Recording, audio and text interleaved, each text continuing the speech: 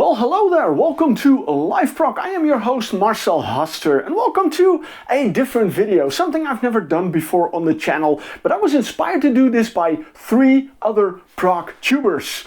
Starting with Pete Pardo on Sea of Tranquility. He did a video on 10 progressive rock albums a newbie needs to own, and I found he picked some interesting titles there.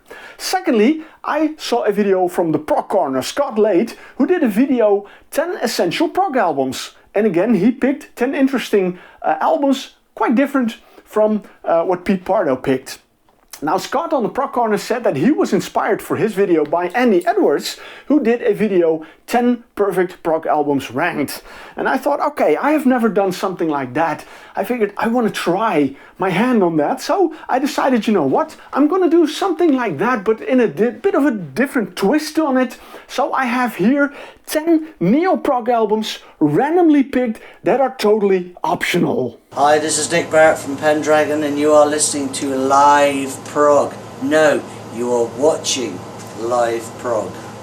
There's a reason why I pick Neoprog albums, because yeah, I do like progressive, I like the classic progressive rock albums, I do like them, but I discovered progressive rock in 1993, so I discovered it through this album, Clutching at Straws by Marillion. I discovered it with the Neoprog albums. SI Music in these first years played an important part in shaping my musical taste, so you'd say, for progressive rock. So Neoprog is kind of my thing, although I know, of course, that Neoprog, the way it sounded, well, in the 80s and the 90s, and if we move on to the more recent years, it's not the same anymore. So of course Neoprog is not Neoprog anymore, but then again, you know, progressive, it evolves, it changes and all kinds of things. And you will also see that in the list of all these CDs I have here. I kind of picked them, like I said, randomly. I didn't give it too much thought. I did in some a little bit. But I just wanted to go, you know, in the moment, like, all right, if I go for 10 Neoprog albums, which albums am I going to pick? This is in random order. This is not a ranking. This is just randomly picked. But the first one I want to show you guys is this one, Mad as a Hatter, the third and final album by Shadowland. Shadowland has been a very important band in my life. I heard about Ring of Roses very quickly on. I kind of liked that stuff very much. I became kind of a fan of the music of Clive Nolan from the early 90s on. Shadowland is of course the band where Clive Nolan sings. And I kind of like his vocals. I know, you know, a lot of people prefer other vocalists and maybe he's not the best singer in the world, but I kind of like it here. Next to Clive Nolan, who does also keys, we also have Carl Groom from Threshold doing guitars. We have Ian Salmon on bass and acoustic guitar, and we have Nick Harris on drums. There's one addition here, and I saw Shadowland in 1994 at the Aurora Borealis Festival in Tilburg. I saw them on stage, and there they brought Mike Varty with them. We know him, of course, from, for example, Credo and Landmark. And he's also doing keys on this one, and especially in a live setting, Mike Varty does a lot of keys so that Clive can focus on his vocals. The album has great songs on it. One of them could be kind of more actual, which is the first track, USI, United States of Insanity. I think that kind of describes pretty much the world at this point, but there's a lot of great songs in it. Flatline, which includes a sample of the movie Flatline, which is interesting. What I like also is the fourth track, The Seventh Year, because that links back to the Kruhulik syndrome you find on the album Ring of Roses. So this is definitely a really good album. It was released in 1969, but in 1995, a year before that, the first Arena Songs from the Lion's Cage was released. So that's probably the reason why this was the last Shadowland album, because of course then Clive became really busy with Arena. And back in, I believe, 2008, 2009, they did revisit the Shadowland. They did a couple of live shows. They did a live DVD and a live CD, and they did a compilation album, but no really new music anymore, which is a kind of a shame, I guess. Number 2. Vertical Horizon by Casual Silence, an amazing band. I discovered them when they released their second official full-length album, Once in a Blue Moon. I even did their website for a couple of years, so I know these guys very well. I visited them in their rehearsal studio, so I've witnessed the birth of a lot of Casual Silence songs over the years, which was an incredible process, but I always loved them. They have a great sound. They really have a sound of their own. And what I especially love about them is the fact that they have these harmony vocals. They have a lead singer, but they have also one of the guitar players who sings and the bass player who sings, and that creates an incredible sound. And Vertical Horizon is their last album, which unfortunately, after this one, they called it a day, which is a real shame, because I believe with this album they were at their peak. Well, maybe, quit while you're ahead. That was maybe their thought, but I really loved what they did on this album. Great songs. Really recommend it. If you're not familiar with the band, if you're not familiar with this album, I can only recommend it. This is really cool stuff.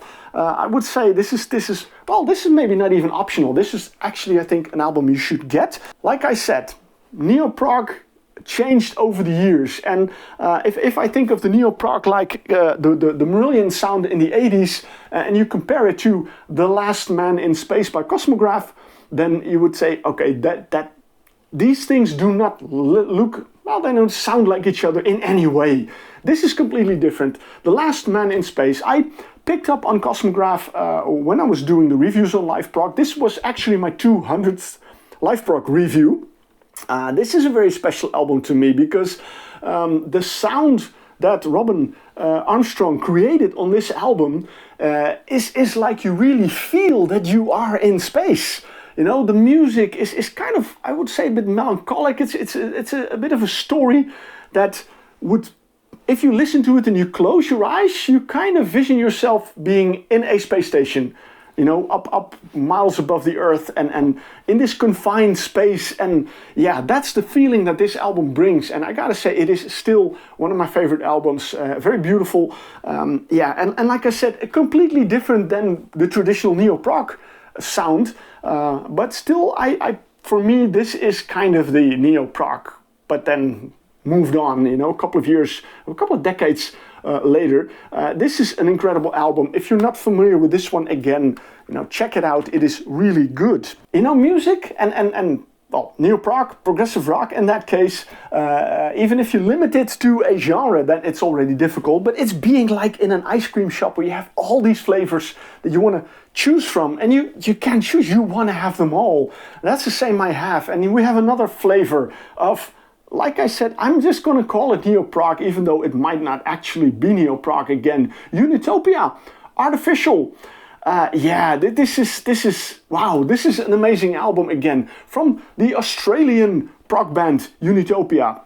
There are a couple of things on this album that make it really stand out. Oh, they signed this copy, by the way, because Unitopia, they came to the Netherlands many years ago to perform there, and I was there, which was really amazing to see them on stage, because this is a little more than just a band. They really make it an experience with the whole way the set was dressed up, the lights, the sound and everything. What I also like about it is that it is 10 tracks on the album, but they really call it a suite. So they make it like one song, which is different chapters on it, and then it has a couple of other tracks as bonus tracks, but altogether you get some amazing music. The things that really make this band stand out, I gotta say, is Mark Truax, the vocalist, because he has this incredible voice that really stands out when you listen to it. It so fits the music, but also Tim Ergang. Because of course we have guitars, we have keys, we have bass, we have other instruments, but Tim Ergang does all kinds of, percussion instruments, but also like a vibraphone, a xylophone, a balafon, congas, djembe, you mention it, he plays it. And all these ingredients are added to the music, and that makes this album so amazing. So I gotta say, yeah, this is an album I also play very regularly. I can't put the booklet back in. Anyway, Unitopia Artificial is again another highly recommended album. Going back to those early 90s, again to the Aurora Borealis Festival, a band that performed there that really captured me. I bought 2 of their CDs right after the show, Red Jasper. And this is, to this day, my favorite, A Midsummer Night's Dream. There's a companion album called The Winter's Tale. Those are the two albums I bought. They kind of belong together because musically and thematically they are, well, together. But this one, you know, it stands out. There was an SI music compilation disc that I knew beforehand that had the song Invitation to Dance on it. I think that Invitation to Dance track really shows what Red Jasper at that time was all about. It's modern progressive rock, but mixed with really folky elements in it. And that is mainly due to the lead singer of the band, Davy Dodds, because when you see him, he could have walked out from some kind of Shakespearean play with the beard he had, with the pipe he had, with the mandolin and the flutes he played, and with this remarkable voice he had. And that experience, I was like, wow. And I gotta be honest, of course, it was my very first concert ever in my life, so everything impressed me. But yeah, Red Jasper really captured me, and to this very day, I absolutely still love this album, as well as The Winter's Tale, so highly recommend it. I'm sticking with the Aurora Borealis. I'm sticking with the Dutch and the SI-related music with this one. The third Egen Heath album, Him, the Snake and I. And this is an interesting one because this was the first album with a new singer, Maurits van Kalsbeek. And again, his stage presence was really amazing. He has an amazing voice. And also the passion, the emotions that he brings in this song. There are a couple of songs in it that kind of relate to, for example, and that again makes it a relevant album today. The song Gringo, for example. The topic of racism is included in this, but the way the band brings it and the way he sings it, that makes it so incredible. So this is really a fantastic album. They did one more album after this, one studio album called Nebula, which is also an amazing album. And they did one live album, and unfortunately that's where it ended for Egen Heath. Now, of course, when we're talking Neoprog, there's one band I cannot leave out, and that is, of course, Marillion. But even though I discovered Marillion back in '93 with Clutching at Straws, that's not the album I picked. In fact, I didn't even pick any of the Fish era albums, and that might be a surprise. No, I picked this one, Season's End. Not because it just was Easter and Easter is on this track. In fact, for a long time, Easter's been my least favorite track of this album. This is an album that did take me a while to get into, even though, you know, back then the Fish era Marillion songs are absolutely my favorite. I do appreciate the Steve Hogarth albums. He has a long run, they have a lot of albums, but for me, the consistency of the Fish era albums all of these albums are just simply great. And with the Marillion, starting with this one up until today, not every album attracts me as much. There were a couple of tracks that when I heard this for the first time really got to me, and that was The Uninvited Guest, the title track Season's End. I think that's still a brilliant track. The King of Sunset Town. But there's one track that really stood out for me, and that's probably the reason why I picked this album, because that's the reason why I love this album so much, and that is the last track on the album, The Space. That is such an awesome track. Whenever I hear that track, I get goosebumps all over me. It's like, oh man, wow. From the first moment I heard it, I was like sold. That's the reason why I love this album so much. I also have a vinyl copy of this album. The Space, that might be a track that I'm gonna have played when I when I die and get buried or something like this at my funeral. That was what I was looking for. That's probably one of the songs I will play there. Okay, another Neoprog band that I cannot leave out in this one is of course IQ. And as you can see, I did not go for Subterranea, I did not go for The Wake, I went for The Seventh House. All of the albums are really good. I love IQ very much, but this one in particular I like. This is probably my most played album, mainly for a couple of songs. The second track, Erosion, that is a song that I love so much. The way they bring it's wow. It's again like a track that gives me goosebumps. The title track, The Seventh House, is also very good. The first track, The Wrong Side of Weird, is also a great track. Pretty much every track on this album is amazing. So yeah, this is really one of my favorites. So when I go for IQ, this is the one I'm doing. When I do a video like this, I try to leave the cliches out of it, not go for the albums that everyone goes for, but there are certain bands I cannot leave out. And of course, my favorite prog band, Pendragon, I can't leave them out. And this one was actually a little bit of a difficult one, because I could have gone for the album that kind of got me into the band for real. That was The Window of Life. I could have gone for the album that I consider my favorite Pendragon album, which is Pure.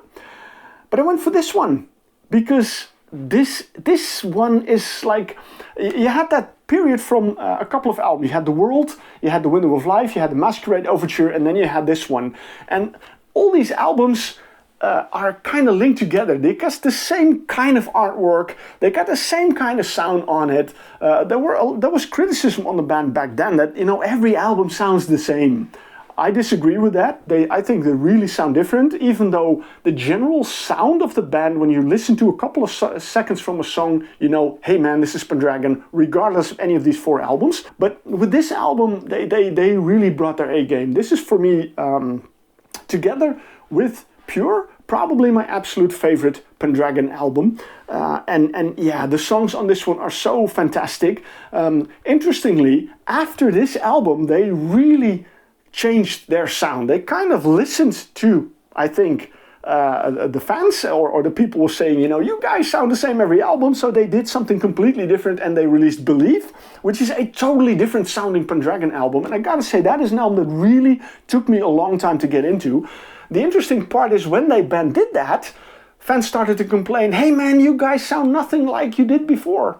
You can't win with fans. So I say, bands, stick to your sound. I love the sound of Pendragon, even though I really admired the fact that they were so bold as to make this drastic change. I still believe that even if they had made another album looking and sounding like the previous 4, it still would have been a fantastic album. But yeah, None of This World is definitely one of my absolute favorite Pendragon albums. That's all I'm going to say about it. And the last one, again something different. The very first Frost album, Million Town, with Jim Godfrey. And the reason why I was interested in this one is because I heard, before I even heard about this one, I heard about that Jim Godfrey was producing, writing for other acts. He also worked with, I believe, Atomic Kitten. And I was like, whoa, what? You know, a guy who did music with Atomic Kitten, and then he brings this progressive rock album.